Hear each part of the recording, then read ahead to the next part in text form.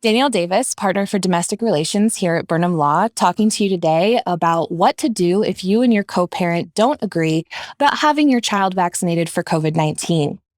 The first thing that we need to establish in these kinds of cases is whether or not you and your co-parent have joint decision-making authority over your child. Whether or not to have a child vaccinated is a major decision-making issue, falls under the category of medical decision-making. If you and your co-parent have joint decision-making authority, you're required by law to reach an agreement about whether or not your child is vaccinated. So what happens when you don't agree?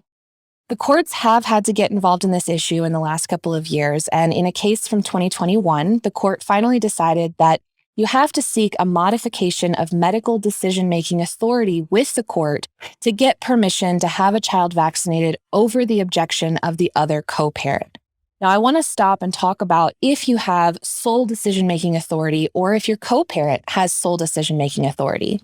In those cases, the parent with the sole decision-making authority will have the ability to have the child vaccinated or not, and that's not going to be refutable unless you get a court order to go in another direction. And the same kinds of remedy would apply in that situation as what you do if you're in conflict in a joint decision-making scenario. In the joint decision-making scenario, you're going to file a motion to modify medical decision-making with the court, but be careful. The standard that the court has to apply in modifying decision-making is much higher than other issues that could go in front of a court, such as parenting time. The laws in Colorado specifically say that if decision-making has already been allocated by a court, they will not disturb that ruling absent a showing of endangerment. So what this means is you need to be able to demonstrate that getting or not getting the COVID vaccine would present some sort of harm to the child.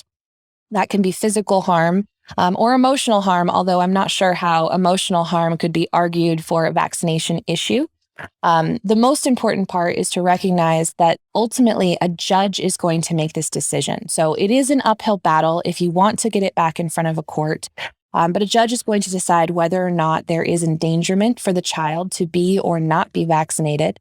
In the court case that went ahead in 2021, the petitioner, the person who actually brought the issue in front of the judge, presented multiple experts, including doctors, to testify about the danger of COVID as well as the potential side effects of any kind of vaccination. And those were considered by the judge in making a decision, ultimately in that case, to allow the child to be vaccinated. If you have any other questions about this, feel free to look at our website, burnhamlaw.com. Thank you for watching. Make sure you subscribe. And for more information, go to burnhamlaw.com.